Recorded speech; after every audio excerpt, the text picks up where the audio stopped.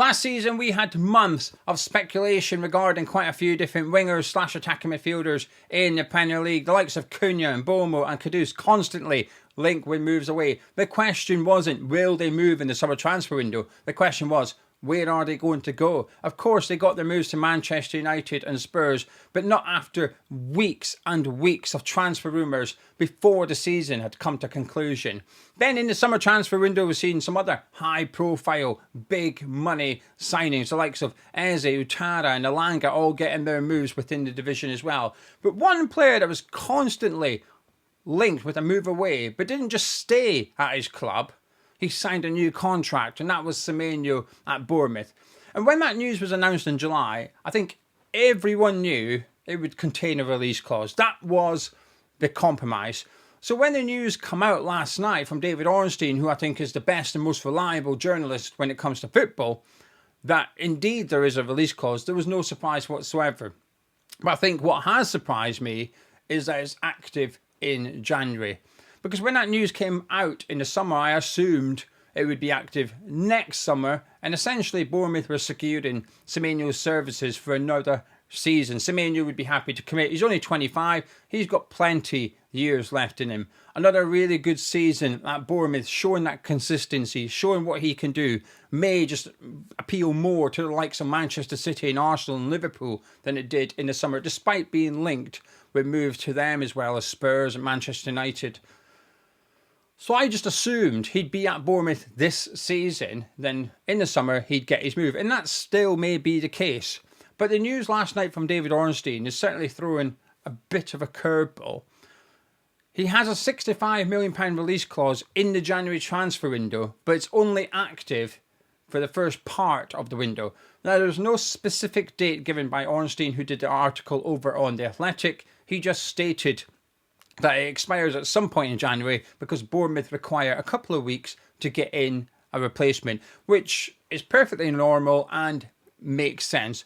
So let's just go down the middle and assume that the first couple of weeks in January, there's a £65 million release clause. Should no one purchase Semeno in January and that clause expires, in the summer it becomes active again, but at a lower fee. Ornstein doesn't state how much that fee is in the summer, so it could be 60 million, it could be 55, it could be 50. You'd imagine it wouldn't be lower than 50, and I think I'm being maybe harsh on Bournemouth going that low down to 50 million there. But the way I see it is if Bournemouth have decided, because he was linked with a move away in the summer for 70 million, it was a rumoured price tag, but he's only worth that if a club's willing to pay it. But when you look at how much everyone else has went for in the summer, such as Kudus and Elanga, and you would consider Semeno better than those players, or certainly I would, then you look at the likes of Cunha and Mbomo, I think 65, 70 million, I think is a fair price for Semeno. I don't think Bournemouth are getting ripped off, and I don't think the buying club are getting ripped off. Usually in transactions like this, one of the clubs are getting a better deal than the other one. But for Semeno and 65 million, I think it's fair for Bournemouth and whoever purchases him, should someone purchase him. And that's the big question here. Because just like Cunha and Bournemouth and Kudus, the question wasn't, will they leave Wolves, Brentford and West Ham United? The answer was yes. So for Semeno and Bournemouth, I don't think the question is, will he leave Bournemouth? Because I think the answer is yes, he will. It's just a case of when. Is it January or the summer? And it's a case of where is he going to go? Because this January transfer release clause has thrown a curveball. Because if clubs were looking at him and considering him and maybe thinking about going and getting him next summer or trying to get him next summer, they may just have to bring that forward. The question is, can you afford 65 million for Semeno in January? But the other question is, can you afford to not sign Semeno in the January transfer window? Can Man City afford to let Arsenal go get him, hypothetically? I'm going to discuss the teams, talk about where I think he should go for anyone interested. It's going to get interesting now because clubs tend to not want to spend big money in January transfer window. But I think this January, and I've had this hunch all season, I think clubs will spend money. Down the bottom, we've got a relegation battle. And if you're in that relegation battle, I think you're going to be inclined to spend money. Now, obviously, those teams are not going to be after Semenyo. What I'm talking about is the activity in the January transfer window. I think it's going to be higher than usual. I think money is going to get spent. I think the likes of Nottingham Forest, West Ham, Burnley, Leeds, possibly even Fulham, Wolves, if they're not cut adrift, they're all going to be looking to spend money to get away from that bottom three. But at the top of the table, Arsenal might look to spend money to make sure they clinch that Premier League title. Man City might want to spend money to try and put the pressure on Arsenal and try and nick it. Liverpool might want to spend money so they can finish in the top half of the table at this rate. But every club are playing for something. And January provides an opportunity to improve your chances of achieving what you're trying to achieve. And with Semeno, there's a top player there with a set price of 65 million, which I don't think is offensive. So if you are at the top of the table and you can afford him, it feels like a good deal to me. But not everyone requires him. And if you wait till the summer, he might not be available. Someone might acquire him in the January transfer window. And even if they don't, if you wait until the summer, you might find there's more competition. Instead of just one or two teams going after him in January, there might be 3 or 4 going after him in the summer. Because I'm just assuming he's going to stay within the Premier League. I'm assuming Semenyo will move in January. He might turn around and say, no, thank you, I'm going to wait till the summer. I'm going to have more options. Anyway, let's discuss which team he could end up at. If you're new to the channel, please do subscribe. And also please do drop a like on the video as well. If we could get 7,000 subscribers before Christmas, that would be lovely. But thank you very much for joining me. Also, get involved in the comment section below. Don't be shy. Give me your thoughts on Semenyo, where you think he should end up, if anywhere. Give me your thoughts on this topic, please. Get involved. I'll be back later on to catch up with you all. Right, let's start with Man United. It's a no for me, because I think Man United need to spend money in other areas of the team. I think they need a central midfielder first and foremost. Then I think they could start looking at centre-backs. I don't feel a player like Semenyo is exactly what Man U need right now. I think they're already doing a little bit of 3-into-2 with Mbeumo, Cunha and Bruno Fernandes. I've been inclined to see Fernandes as a number 8 at Man U. He's doing okay there, but I'm not keen on it. Overall, I still think you get the best out of him further forward in one of those number 10 roles. I just don't think, because Amorim will not budge from his system. So he's going to continue playing with no wingers and 2 number 10s. I think Semeno would be fine in one of those roles. I think he'd be more than fine. I just think it's unnecessary from Man United's perspective. They have other priorities at the minute. Liverpool, I like it more than I thought I would, because you look at the Liverpool squad at the minute, and you look at, I think Semenyo's best on the left, and you look at that, and they've got Gakpo there, and I think Gakpo's been one of the more consistent players, although Slot keeps taking him out of the team to put Wirtz there, which I think is the wrong thing to do, but that's a different conversation. That's Gakpo's position, in my opinion. And I don't think it should be where Wirtz plays for Liverpool. They should keep him one way from there. So arguably, there is maybe an opportunity for Semeno to play there. Plus, Semeno has shown numerous occasions he can play on the right as well. And at the minute, they don't really have that alternative to Salah on that side. It was historically Harvey Elliott, who's gone to Aston Villa and is not playing. He may go back to Liverpool in January transfer window. I think he should go back to Liverpool in January transfer window.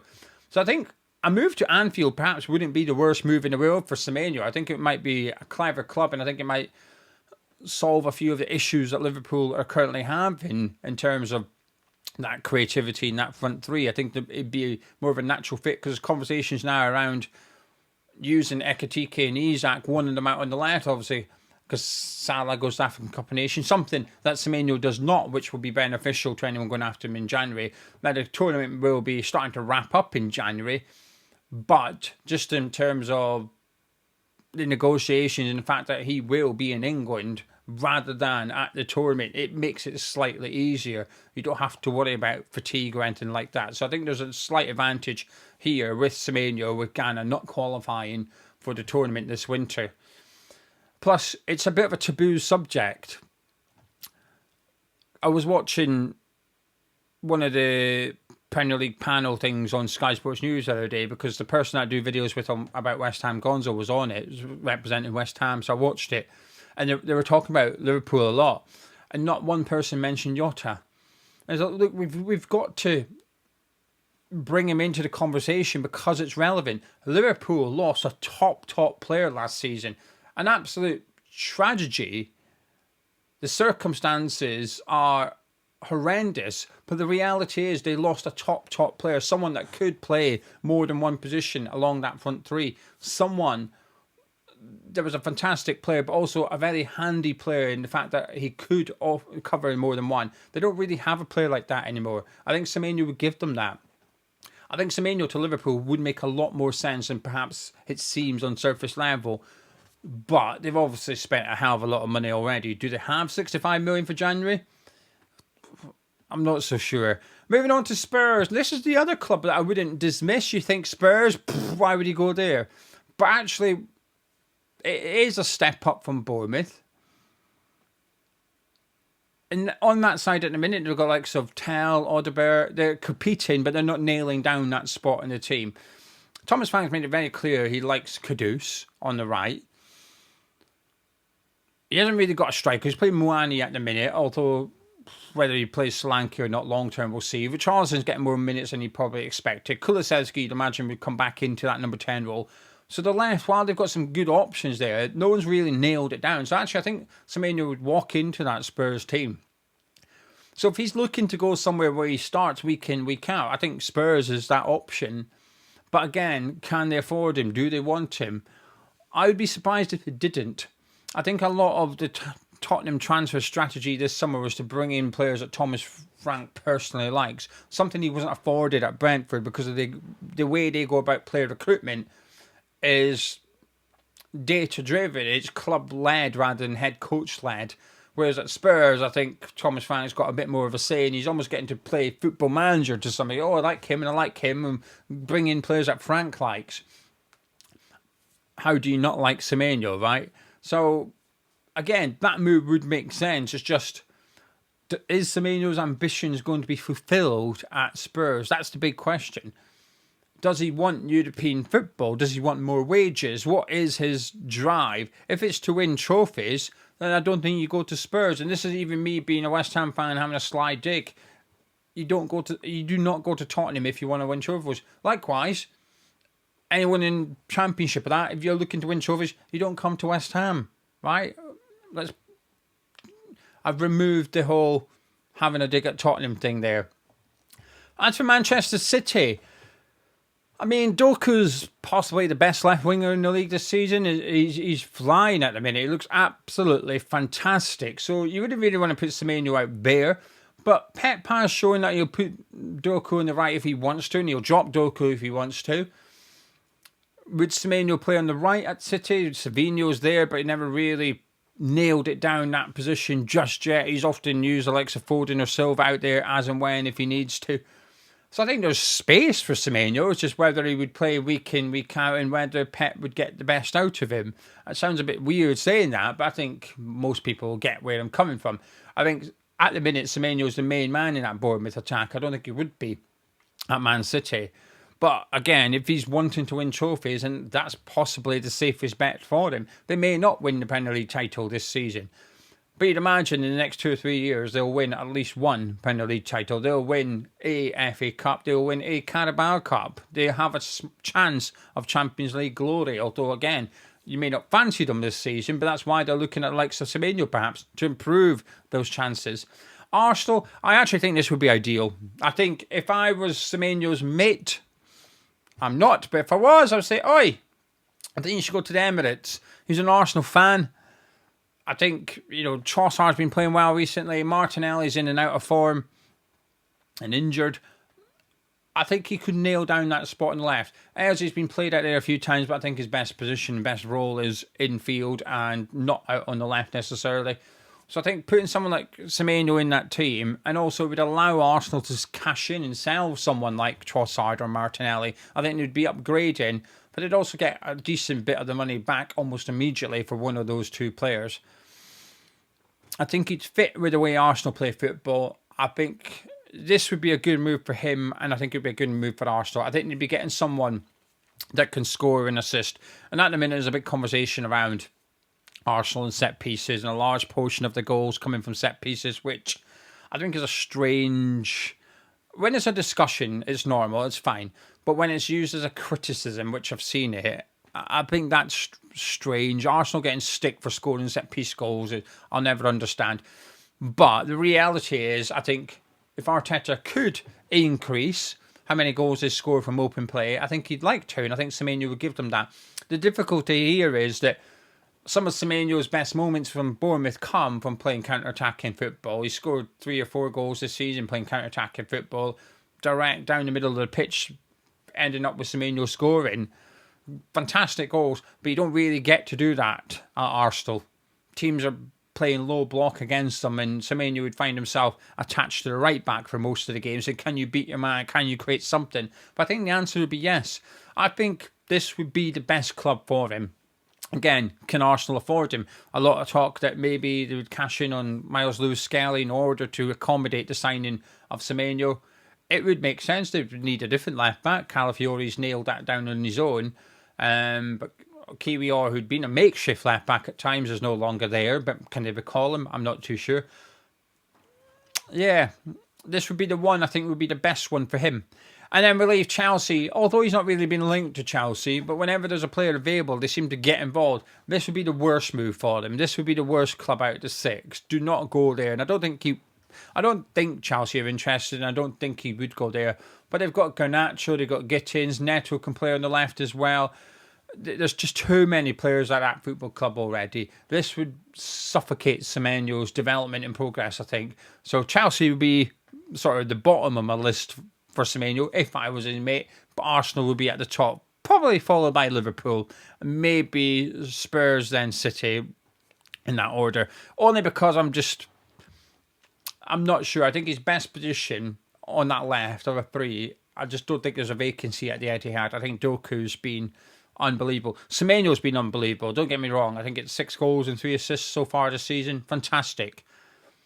But if there was anyone, if you were doing a sort of team of the season so far and you were picking a left winger, the conversation would be Semenyo or Doku. That's it. There's no other left winger coming close to those two at the minute in the Premier League. So Gakpo's been good, but not at their levels. So I'd just say, do not do not do what you want. Who am I to tell Semenyo what to do? It's not actually my mate, Invisible Semenyo. I just think Arsenal will be the right one for him. What's going to be interesting, though, is if he does go in January or the clubs choose to wait. I think this might make a few clubs move. What will also be interesting, who Bournemouth have lined up to replace him, because I feel very confident. Whilst I'm confident Semenyo leaves Bournemouth, I'm just as confident Bournemouth have a plan. Because they had one for Zabarny, they had one for Howson, they had one for Kirkes, they had one for Solanke, and arguably they've upgraded some of those players. Not perhaps just right now, but I'll tell you what, Truffau's having a much better season at Bournemouth than Kirkes is at Liverpool. Evan Nielsen, albeit Solanke's injured, but even in the last 12 months, I think Evan Nielsen's been better than Solanke. The centre-backs is a bit too soon to say it yet, and I think Howson is just such a talent. I don't think he'll reach, whoever replaces him reaches that level. I don't think Sessi does it. Diakite, he's looked all right so far. That young player, I don't know how you pronounce his name. There's too many letters in his surname for me. The 18-year-old, he looks brilliant so far. But that's Bournemouth. They've got confidence in what they're doing. And there's a lot of attention on Brighton when it comes to transfers. And there's nearly as much attention on Brentford, perhaps not as much. And I think it's just because they don't have as many big money sales. Brighton have a lot of big money sales. Brentford just don't have as many. I think that's what plays down Brentford's success in transfer market. And I don't think Bournemouth get enough credit. They've also done what Brighton have done. Bring players in, sell them for a huge profit and replace them adequately. And I feel confident they would do the same again. Perhaps they'd look at it and say, you know what, we're just going to use Gannon Doak for the rest of the season. Between Brooks, Tavernier, Clivert, Gannon Doak, Adley, between them, we've got enough. And they might do. We'll just improve Adley. We'll improve Gannon Doak. We'll give them more minutes. We'll just keep the 65 million for the summer. But I feel confident, even if that was their plan, I feel confident that Bournemouth have a really good plan for what to do if Semenyo goes in the January transfer window. Good club, well run, I like it. Semenyo, good player. Where does he go? I think Arsenal will be his best bet. Let me know in the comments. Don't be shy. Get involved. Thank you very much for joining me and listening to my ramblings about Semeno and his release clause. If you have enjoyed it, please do drop a like on it by clicking the thumbs up button if you haven't done so already. Subscribe to Tartan Geo. I'll catch you in a bit.